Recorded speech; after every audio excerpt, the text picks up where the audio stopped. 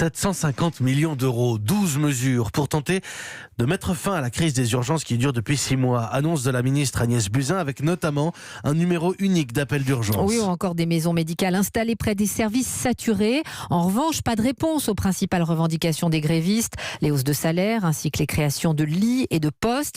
Christophe Prudhomme, porte-parole de l'association des médecins urgentistes, appelle donc à poursuivre le mouvement et même à manifester demain.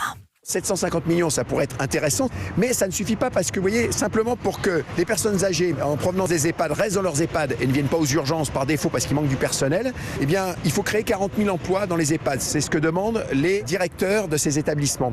40 000 emplois dans les EHPAD, c'est 1,2 milliard. 1,2 milliard par an. Donc on voit qu'on est très loin. Il est évident que quand vous êtes dans une phase de réorganisation, si vous ne mettez pas les moyens pour pouvoir impulser ces réorganisations, ça ne peut pas fonctionner. Le mot d'ordre pour demain, c'est qu'on continue. Il y a un premier bougé, ça montre qu'on peut faire évoluer les choses, mais il faut augmenter le rapport de force, donc étendre le mouvement au-delà des urgences. Le porte-parole de l'association des médecins urgentistes au micro européen de Théo Manval, une assemblée générale des grévistes est prévue ce matin.